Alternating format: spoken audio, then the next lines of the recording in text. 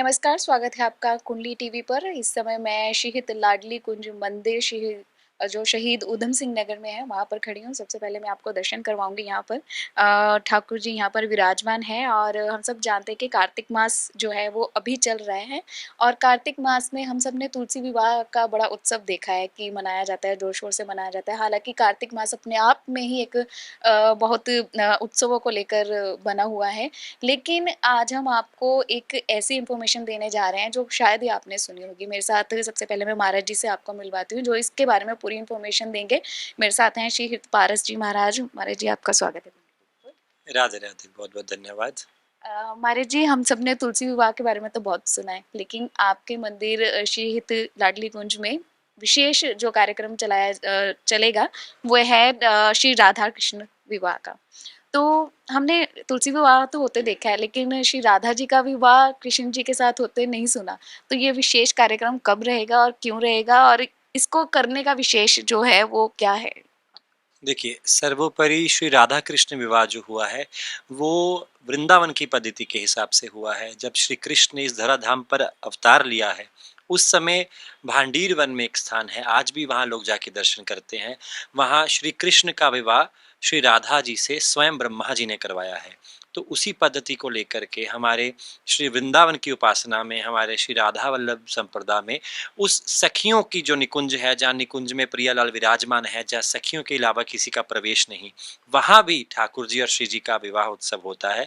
और उसी पद्धति को लेकर के चलते हुए हम हर वर्ष श्री लाडली कुंज मंदिर में ठाकुर जी का और राधा रानी का विवाह रखते हैं, जो कि इस वर्ष 17 नवंबर 2024 को शाम 5 बजे आरंभ होगा।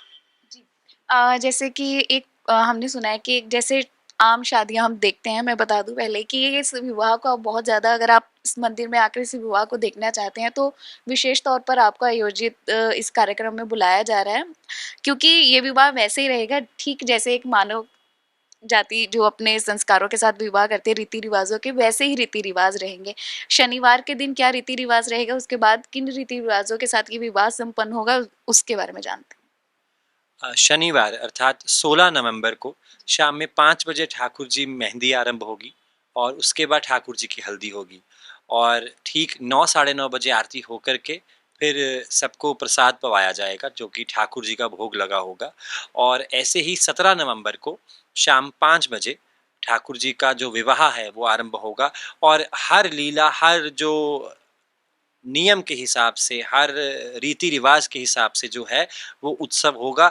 और ठीक जैसे वृंदावन में, ठीक जैसे बरसाना में बारात आती है नंदगांव से, और कैसे ठाकुर जी का लाड चाव होता है, कैसे ठाकुर जी का प्रवेश होता है उस बरसाना के महल में, कैसे सखियां लाड करती हैं, ठाकुर जी की नज़र उतारती हैं, कैसे उत्सव मनाया जाता है, तो ठीक उसी प्रकार उत्सव होगा।